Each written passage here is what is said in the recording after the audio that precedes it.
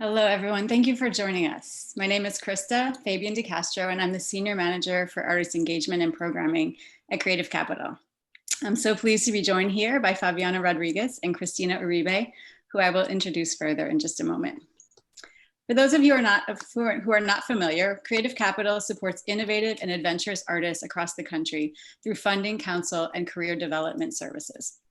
As part of our mission to amplify artists' voices and provide tools and community for artists to thrive, we are pleased to host these online workshops and conversations. You can learn more, see upcoming workshops, and subscribe to our newsletter on our website, which is creative-capital.org. Before we begin, I wanted to take a moment to recognize that even in this time of COVID-19, when we are all physically distant, we are all grounded and connected during this workshop together to Creative Capital. Creative Capital's location, while currently referred to as Lower Manhattan in New York City, is on the ancestral unceded homelands of the Lenape people. With this, we recognize the continued displacement and violence perpetrated against Indigenous people and people of color in the United States. We are aware that these kind of acknowledgements can be misused as stand-ins for actual decolonization work, which is something for us to bear in mind as we go forward in our ongoing commitment to accountability and to equity. We hope that all of you tuning in will feel welcomed and included in this work from your own respective places. And as one step towards that, we encourage you to visit the resource native-land.ca. We will place that in the chat, and you're also free to both introduce yourselves and the places that you're tuning into via the YouTube chat if you would like to. The topic for this conversation is tools for artists in civic engagement and turning out the vote. From our founding, Creative Capital has always affirmed that artists, through their creative thinking, willingness to take risks, collaborative spirit, and uniquely keen ways of seeing the world, play a pivotal role in driving societies forward. With the upcoming general election, this is needed more than ever. To delve into the ways that artists can advance our civic participation, we're incredibly honored to partner today with the Center for Cultural Power, a home for artists, storytellers, thinkers, and leaders fighting for social change. With us are Favianna Rodriguez, the co-founder and president of the Center for Cultural Power. She's also an award-winning artist, cultural strategist, social movement leader, and also Cristina Uribe, a veteran political strategist and manager working at the intersection of advocacy and politics. We're also pleased to welcome our American Sign Language interpreters, Arlo and Trisha from TRJ Bridges.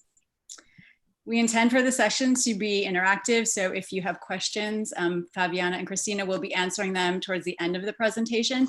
So please feel free to use the YouTube chat, both to connect with each other and to ask questions of the guest. And Favianna and Cristina will try to get to as many as possible in the limited time that we have. Also, just to note that the recording of the session will be available on the YouTube channel, the Creative Capital YouTube channel after today. Thanks again for joining us. And without further ado, I will hand it over to Favianna and Cristina. Hello, everyone. I'm very excited to join here with you and to share some tools that are going to be critical for your engagement in the 2020 election. And I'll start by saying it's very critical and imperative that artists of all types participate in this election. This election is likely the most important election of our lifetime. As Alexandria Ocasio-Cortez said it so eloquently, this is a 7 generations moment. And so the goal of this workshop is to give you some frameworks, some tools, and some advice on how you can best message through your artwork and what are some key things that you need to know moving forward. And so I'll go ahead and start sharing my screen. Okay. So you should be seeing a rainbow screen that says Cultural Power for the 2020 election. So let's start with talking about the power that you all have as artists, makers, and creatives. We know that there's money power, we know there's people power, there's definitely earth power, and there's culture power. And that is the power to shape the imagination. What makes our work as artists so powerful is that we actually can help people feel and think things through the imagination. We can help people show a future that is not yet here. We are not bound by what's politically feasible. Our art can help transport people to different realities. And when we inspire people to feel what a just and equitable future can look like, we can actually motivate them. Here you see a wave, and the wave is such a great metaphor for culture, because culture is like the ocean. Culture surrounds us all the time. It shapes us and we shape it. And just like a body of water, culture can change with one intervention, one story, one rock in the ocean can create ripples. And one artist, one cultural maker that really comes to mind is Colin Kaepernick. Just last week, we celebrated the 4-year anniversary of Colin Kaepernick taking a knee to protest police violence. And here we are 4 years later, where the act of taking a knee is practically normalized behavior. You have athletes from all kinds of sports teams taking a knee, wearing t-shirts that say Black Lives Matter as a way to make a statement against police brutality. So in that way, one action, which could actually seen almost as a performance, helped create a ripple effect that helped disrupt one of the most powerful entertainment industries in the world.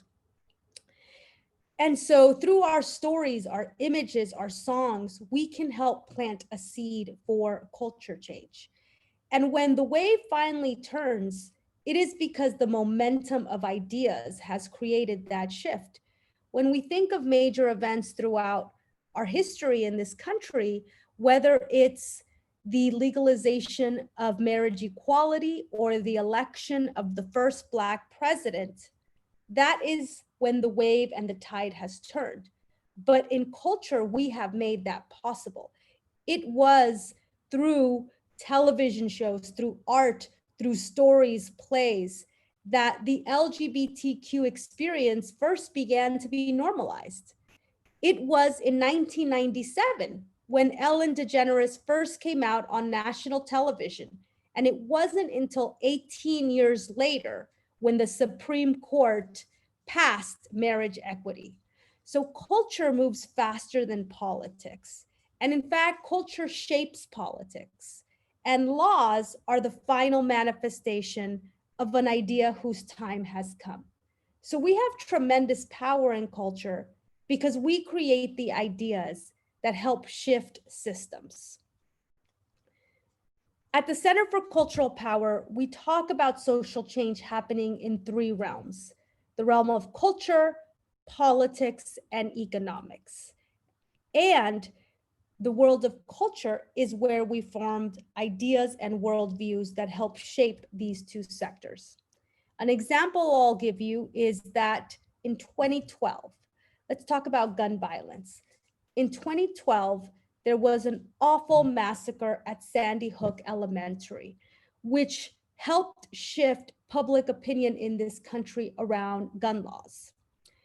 However, in 2012, there was not significant political change because Congress blocked legislation because of the influence of the NRA. And in the economic sector, there could have been corporations who acted, but they did not act. Let's fast forward to 6 years later, 2018, Valentine's Day. Another shooting massacre at Stoneman Douglas High School in Parkland, Florida. At that moment, young people who were trained in journalism, who were trained in drama, trained in speaking their own stories, took control of the narrative. And they talked from a point, from their authentic experience, and they called on lawmakers with bold ideas. Within 2 weeks, Dick's Sporting Goods changed its policies on selling guns, and Walmart followed. And less than a month later, the students were able to change Florida gun laws, and they had ripples of effect throughout the country. They changed a significant amount of laws. And so we see that through culture, through bold ideas, right? The bold ideas that were being presented then is when you had a young woman, Emma Gonzalez, really say, hey, we call BS, right? To be able to speak from their harsh and traumatic experience, but also to ask the questions of why adults were not taking sufficient action. And there's many examples of how culture can shape these two realms, but I want to especially note this because often in our social justice, in the social justice sector, we often think that wins are only political wins, but politics is the last to get in line, and culture can help create the ideas that moves politics. So that is our superpowers as artists, is that we can shape these sectors. Culture is where we shape worldview. And worldview is really how we see the world, right? Worldview is the aggregation of all the stories we tell ourselves. Since we've been on this planet, human beings have been telling each other stories. We've been drawing on caves. Politics is where systems of governance are designed, and economics is how resources are allocated. But worldview is how we interact with both of these spaces. Another example I would like to share is when the first image of Earth was taken in 1969. This image is only 51 years old. But why it's powerful is because the next year you had the creation of the first Earth Day in 1970. And that led to dozens of pieces of legislation, the creation of the EPA, the Endangered Species Act, the Clean Water Act.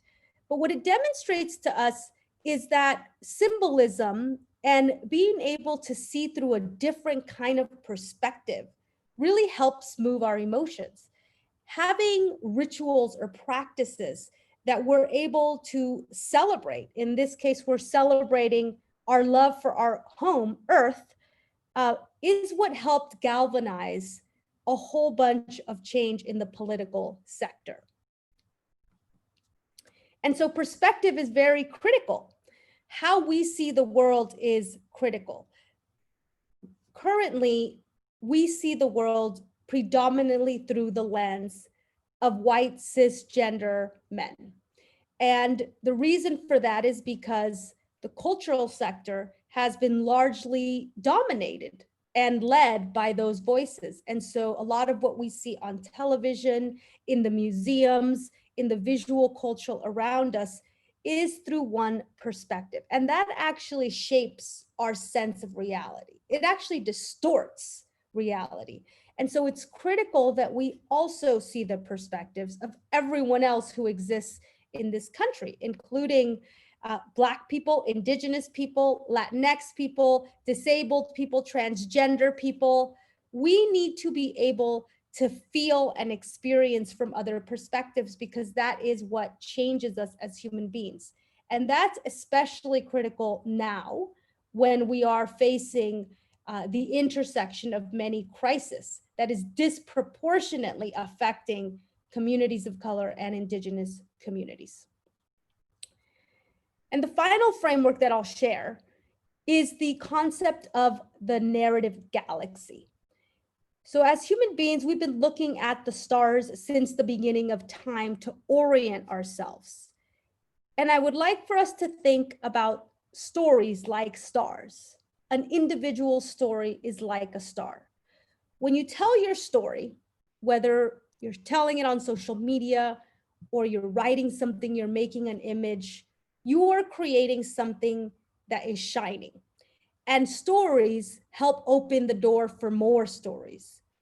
And so when stars begin to coalesce around similar themes, they form constellations. And we call these narrative constellations, which means that we begin to see how stories are linked together. And we begin to understand patterns of how these experiences are connected. And a great example of that is the Me Too movement. So we've known that sexual harassment and sexual abuse have existed for a very long time. They have been normalized behaviors. They have been normalized in the culture that we see reflected back to us.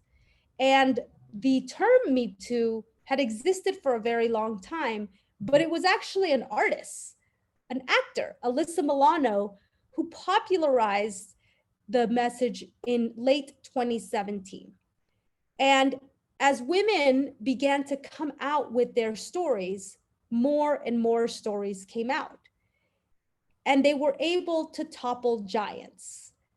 So the first actresses who came out, for example, against Harvey Weinstein, Rose McGowan and Ashley Judd, helped open the door for many other stories. And it didn't just stop in Hollywood. From farm workers to jazz musicians to people working in the arts, more and more people began to share their story and speak about their experiences with harassment and sexual abuse. Now, we have had very little wins around this in the political sector, but there has been tremendous wins in the cultural sector. And the economic sector has also changed. And so we can't just judge our progress through what happens in politics. We have to know that culture change moves fast and that we have to keep moving regardless of how politics moves, because politics is the last to fall in line. So we're going to transition to my collaborator and coworker, Cristina, so that she can talk about what is at stake with this election. My goal for showing you first the themes around cultural power is that so you can see that your stories actually really are important in this moment. The stories, especially of people who are affected, because we are finding ourselves at the intersection of four crises: the pandemic, systemic racism and racial reconciliation, the climate chaos, and the economic crisis. And so we are in a moment that we have never seen before in our human history, not to mention that the pandemic has also been the largest culture shift moment ever in our history as human beings. Never has culture rapidly changed so fast. And so while it's a terrifying time, it's also a critical time for culture makers, for storytellers, for artists, because when there is chaos, there is also the opportunity to put forward a new vision for the future.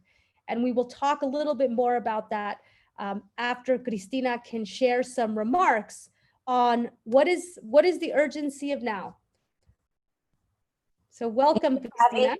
Yeah, no, it's great to be here with you and with everyone else who I can't see, but I know can see us. So I just want to share very quickly 3 things with you. The question of sort of what's at stake, the urgency of now, a little bit of like what we're up against, and how we win. Because I've been doing this for a long time, and in this moment, I believe that we can win. I believe, as Mariam Koba has said, hope is a discipline, and that is what keeps me going, coupled with that urgency of now. So what's at stake? It sometimes seems like do we all know what's at stake? Like we wake up thinking about that every morning, and we're all thinking about it in our individual lives, but what's at stake is more than just one person. It is more than just a president. It is more than just one man. And I want to make that really clear. I deal in electoral politics, and it is actually not about that one person in that one office. What's at stake is really lives that are on the line.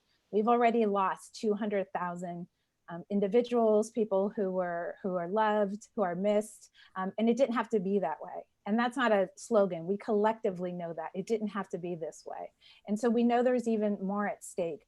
Healthcare at the Supreme Court, a case coming to the Supreme Court in the next several weeks. Our reproductive rights, climate justice, going from trying to make advances on fighting the climate crisis to now defending against regressive policies, racial justice, all of the things that we care about, this future that we're trying to envision together, those collective rights are at stake. And it's not just about in one particular office, it's the power and that what Favi referenced, the EPA was created by that office, the power that rests within that. And I think that's important for all of us to remember. That's what's at stake, is the power that rests within these systems and in that office.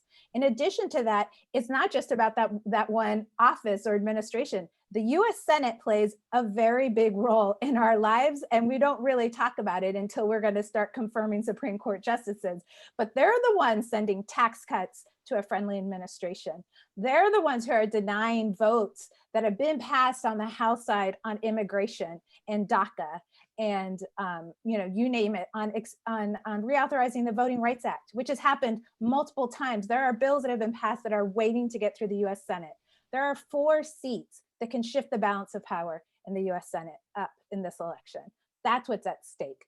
Holding on to representatives from various congressional districts who are challenging power, sending that power back to DC, and then just here at home at the state and local level. Like there are ballot measures that are going to expand Medicaid, that are going to protect access to abortion, which is critically important in states. This is not just a federal issue. We have to have those protections in place in these states. We have the ability to restore funding to things like public education, to enfranchise voters like we saw in Florida 2 years ago, to re-enfranchise people and restore the right to vote in multiple states. So what's at stake is everything that we all collectively care about. And again, not about one individual person. What we're up against, and this is where you all are so critical and why I'm so happy to be here, is we're up against a campaign, and let's be clear about that, a campaign on disinformation, on built on cynicism, built on fear, built on dividing us, built on reinforcing. We have a lot to be angry and disappointed about across the political spectrum. But we're up against folks who are banking on disenfranchising the very people who are already marginalized by the current system to sort of reinforce doesn't even make a difference. Is it even worth it?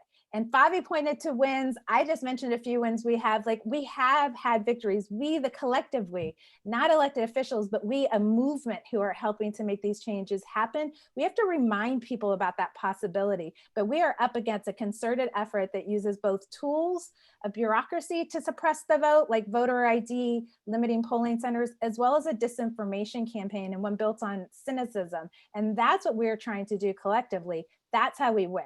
So how we win is this urgency of now, right? Again, talking about what's at stake, but then also our agency. We do have the power to change this. This is not about one individual voter, Cristina Uribe or Favianna. It's about us collectively and the power that we all hold collectively, that agency, and then the sense of community around what we're building together. Elections are not an endpoint. And I say this as someone who has worked in electoral organizing for a big part of my career. They are not an endpoint. They're an inflection point, an important one, but this is a tool that we have at our disposal that people who do not share our values use to limit and take away our rights. And so again, it's important to think about when you are creating, this is why artists are just so important in this moment around when we're up against cynicism. Artists have the power to create that vision of how a better future is possible. We are not going to shame people into voting. We are not going to act like it's really easy when we know there's all these barriers in place, but we are going to create that vision for them that by participating, that's our goal. We need to win. How we win is overwhelmingly. I mean, the way we start to take back our country, our democracy, is by massive, in the same way we have massive movements in the streets, we need massive movements on this little prep. If you plan to vote early, vote by mail, and Favi's going to get into the tools, but the way we win is literally overwhelming numbers. And that's why I believe that we do have the ability to do that if we can convince people that by participating is how we change the future, that they do have collective power, so that the results on, I would say, election week, that people know, like, we're taking the time to count every ballot, but those numbers are so overwhelming that is what is, that folks won't be able to deny the sheer turnout that has happened, and that we all collectively then have now the power to start to enact some of that change that Favi talked about that's already happened, but that the conditions that you all are creating for that change, actually then we can use that third lever of power on the political side to make happen. So with that, I'm gonna let Favi give you the tools to be able to create this magic that folks like people like me who are operatives working on campaigns in states are relying on you all for this work. You all are a critical piece of the change we know needs to happen. Great, thank you so much, Cristina. And I just realized as I was listening to you talk that part of the reason why we haven't had political wins around Me Too is because our elected officials are not down with the values of Me Too. And this is actually why not only should we be creating art and culture about the things we care about, but we actually have to also create, in order to get people who are aligned with our values elected, because that will accelerate change in the political sector. So with that, let's go ahead and move into what are some of the themes that you need to know. We have spent months researching what kinds of themes work and what kinds of things do not work. And as you heard Cristina, it does not work to move people through fear or division. So first is that the ideas for the future are critical. I think that often, because we are being overwhelmed by everything from the pandemic to what's happening politically to repression in our cities, we often are in a stance of fighting. We're in a fight stance, but we can't always be fighting. We also have to be visualizing what we do want. In other words, we can't just be about our no, we also have to be about our yes. What does our future look like? What is our yes? What is our collective yes? So we have put together with other organizations, we have put together a storyteller's guide to changing the world. And I'm going to go in on the themes that we have identified that are the 6 strongest themes. We call them storytelling threads to work into your art.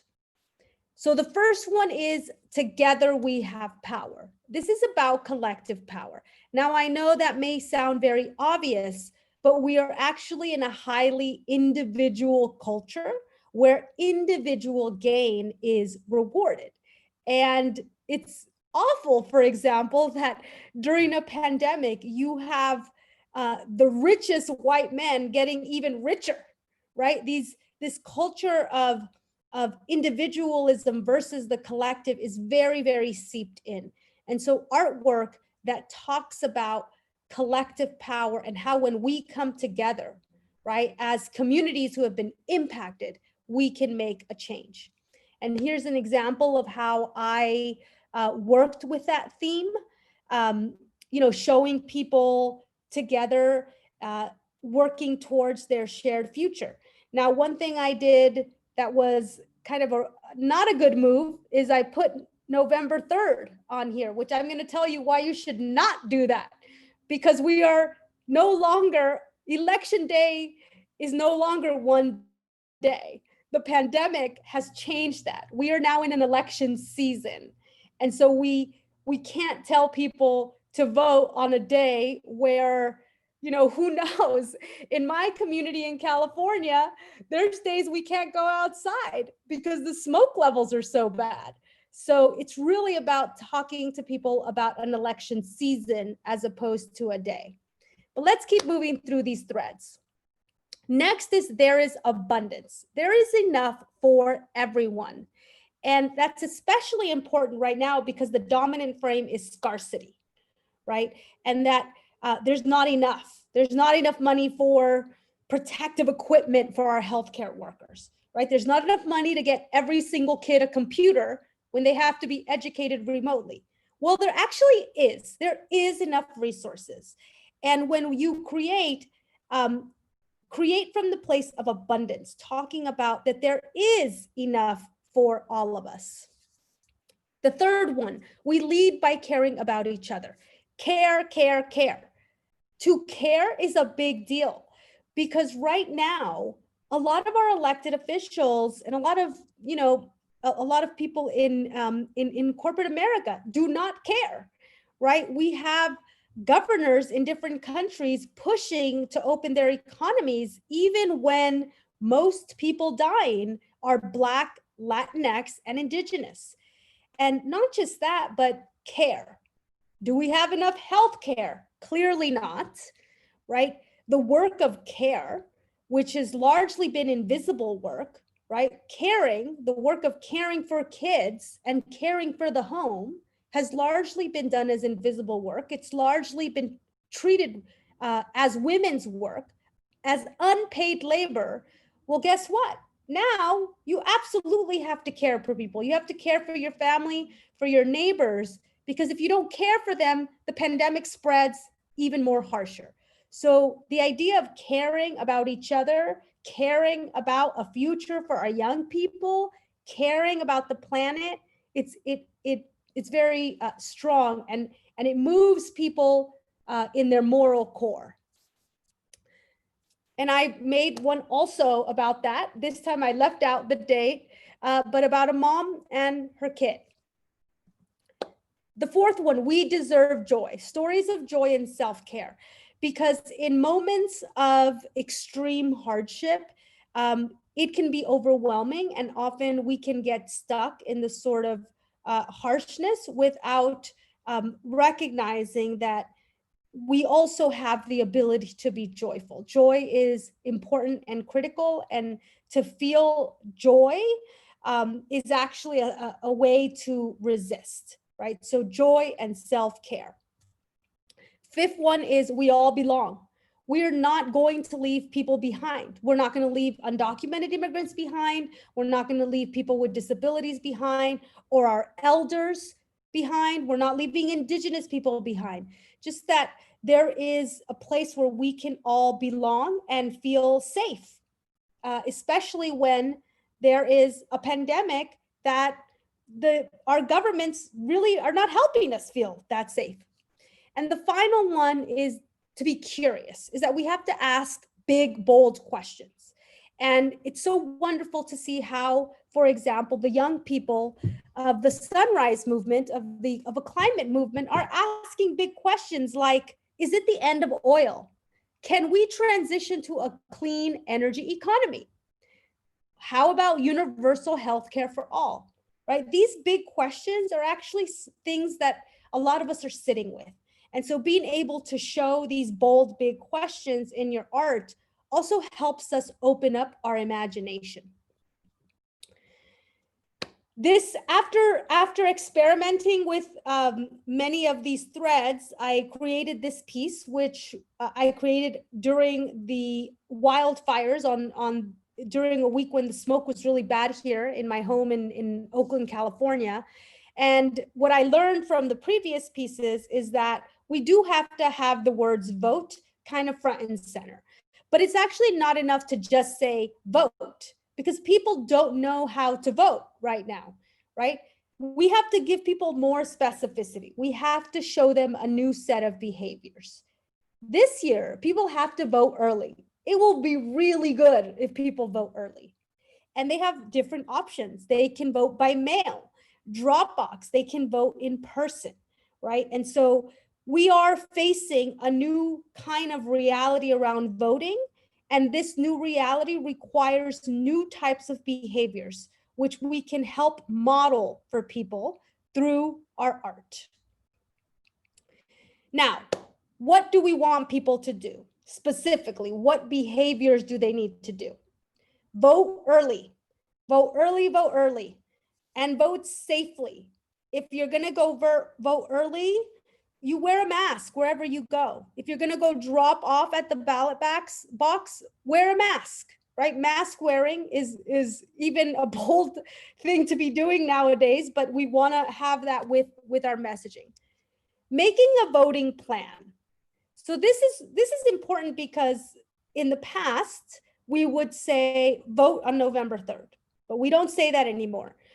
Now, people have to make a plan because you have to first make sure you're registered in some states so that you can actually request a mail-in ballot.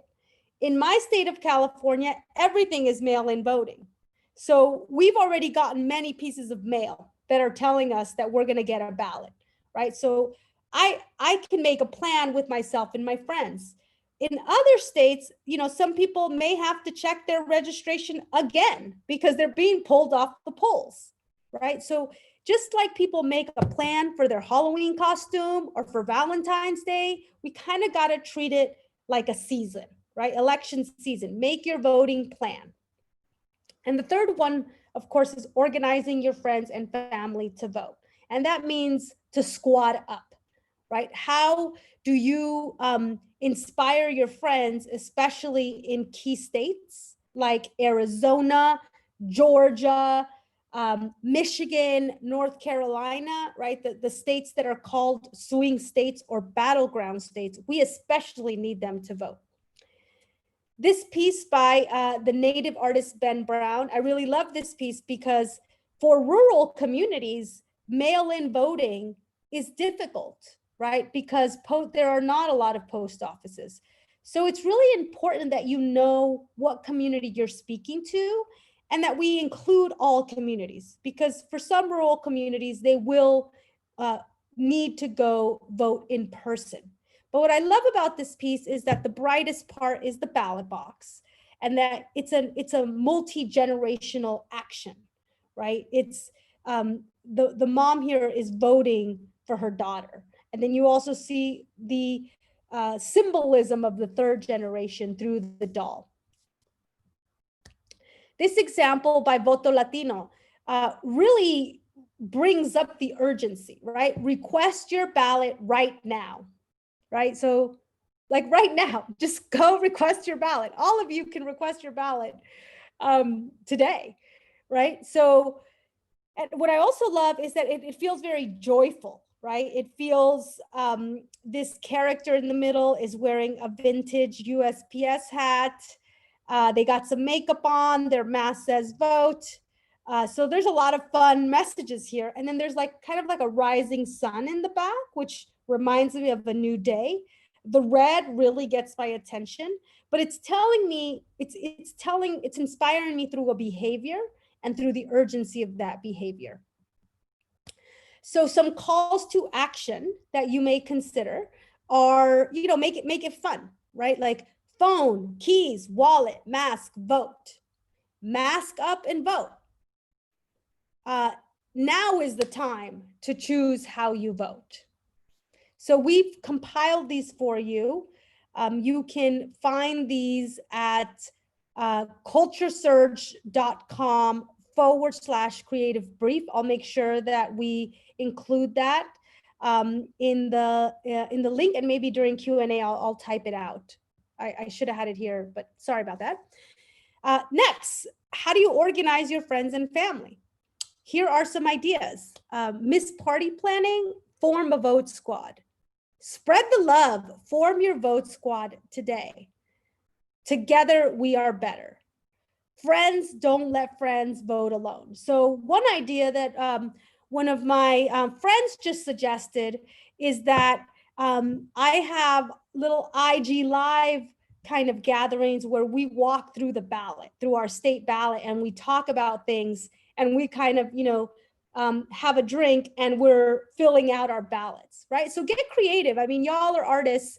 Think about different ways that you can use your social media, your tools to help inspire people through the ideas that we talked about, the ideas of collective action and joy and a future where we all belong.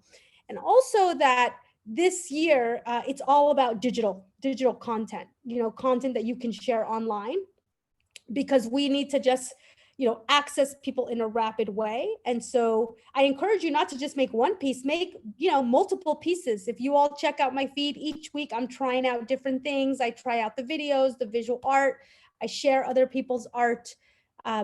So, experiment and see how your audiences best react.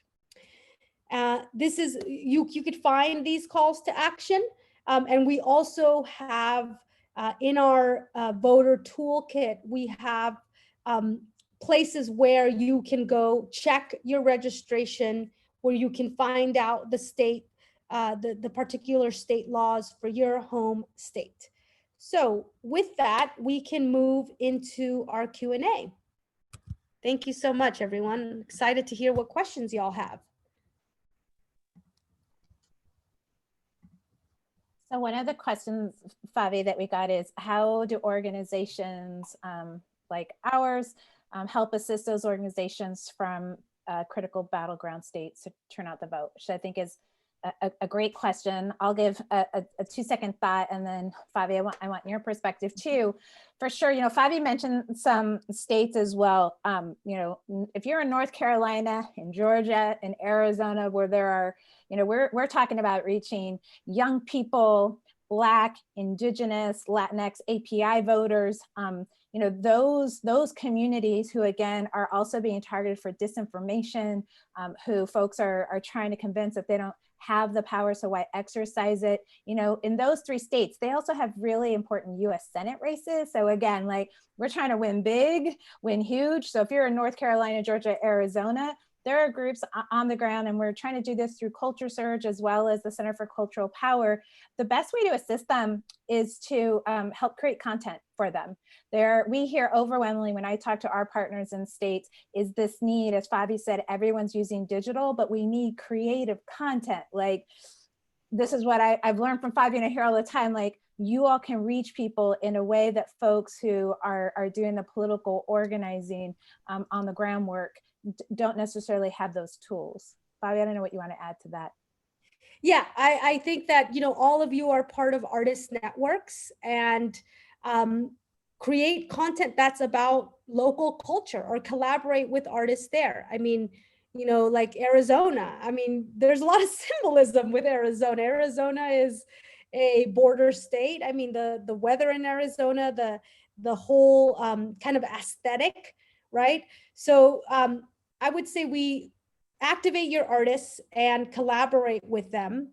And if you all have Instagrams, you all have mail lists, activate them, find out where your fans are, find out who are arts organizations. Maybe you could partner with an organization in order to create something.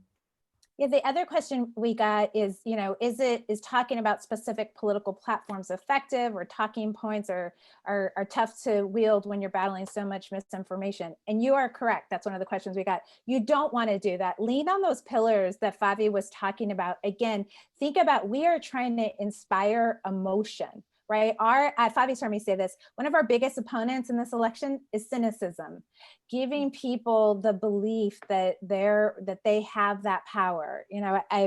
We often hear that, the most common way people give up their power is being convinced that they don't have any, right? So Alice Walker said that. And so that's what we're up against. And so your art can do that. Don't worry about policy platforms and policy ideas through the art. These calls to action that Favi shared around both the inspiration and the information that we need to give folks.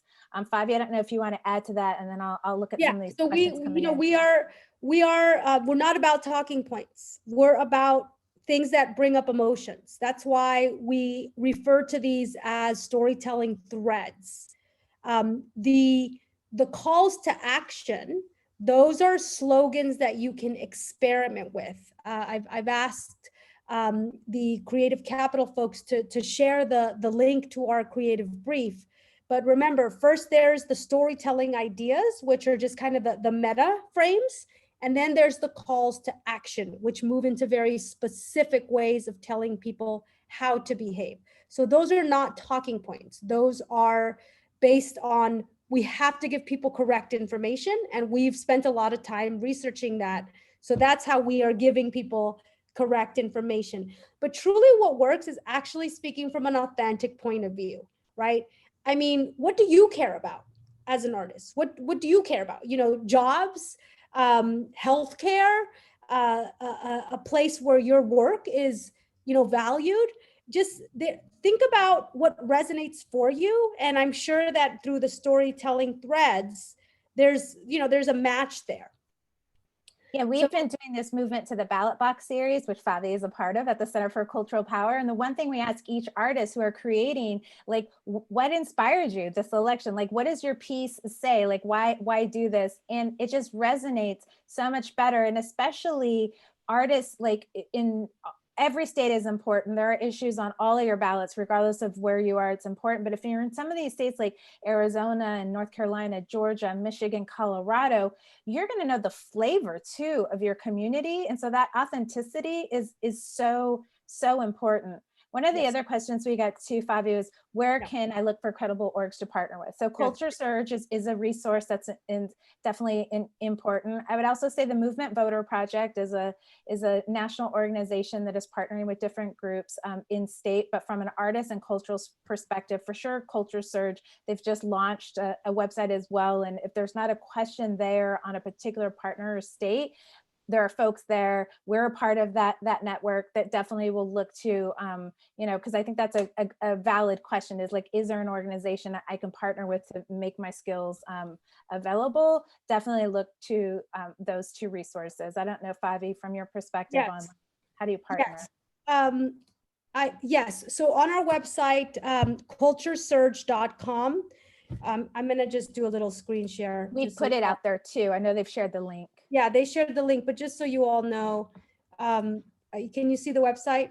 Yeah. Create with us together. So we have not just resources for creating, which we have the creative brief.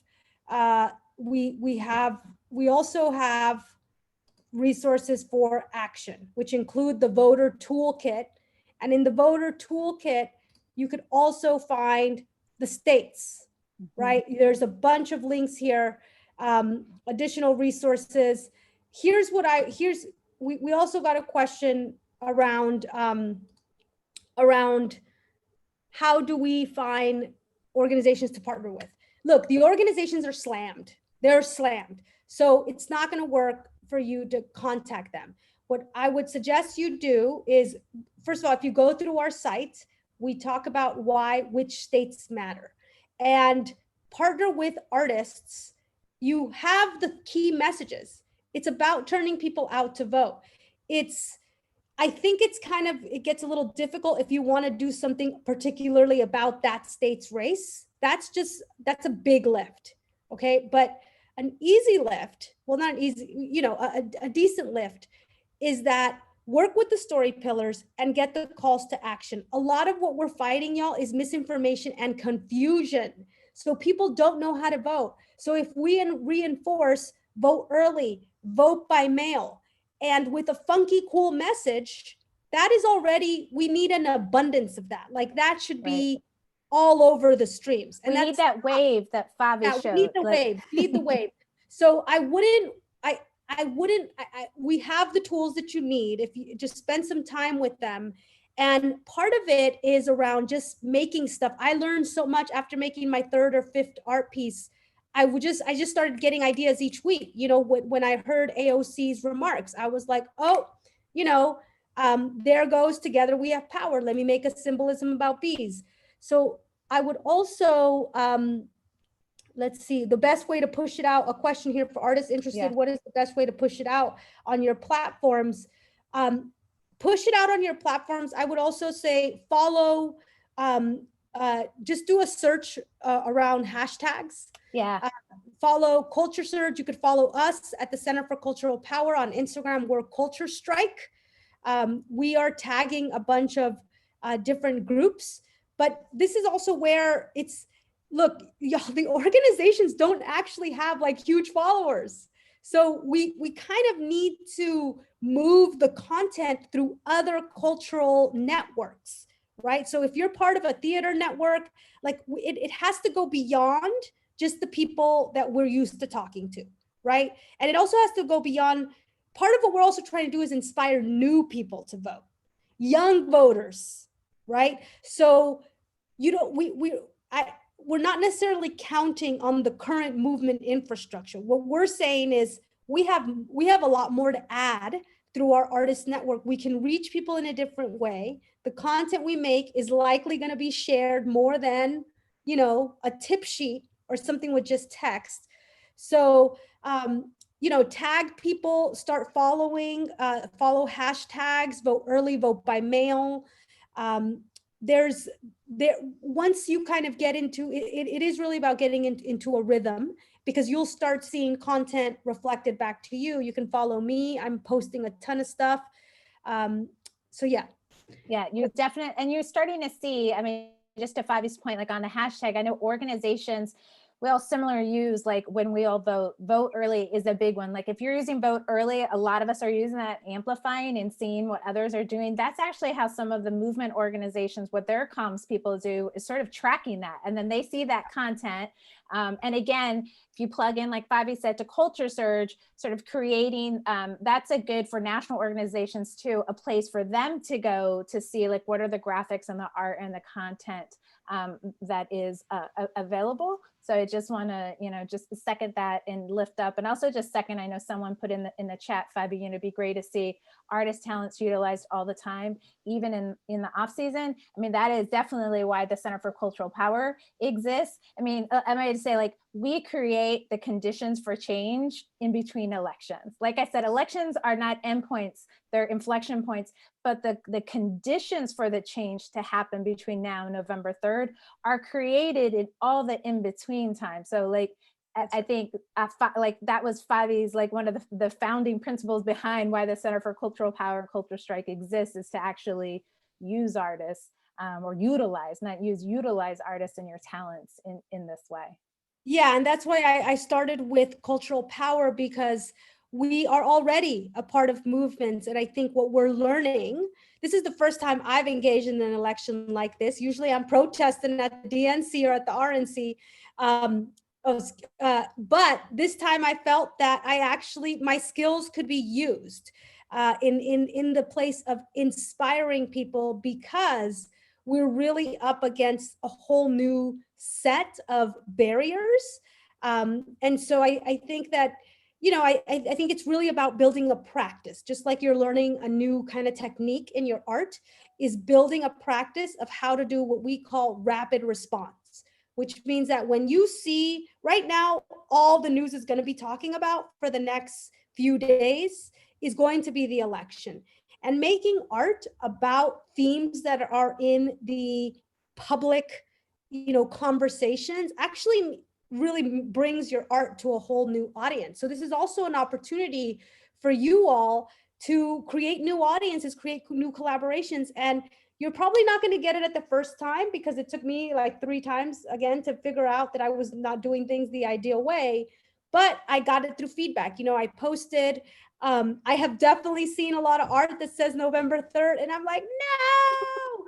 So, I mean, on the basic level, just, you know, use the vote early, vote by mail, and remember to move people through a vision of our future. I think that's the key takeaway.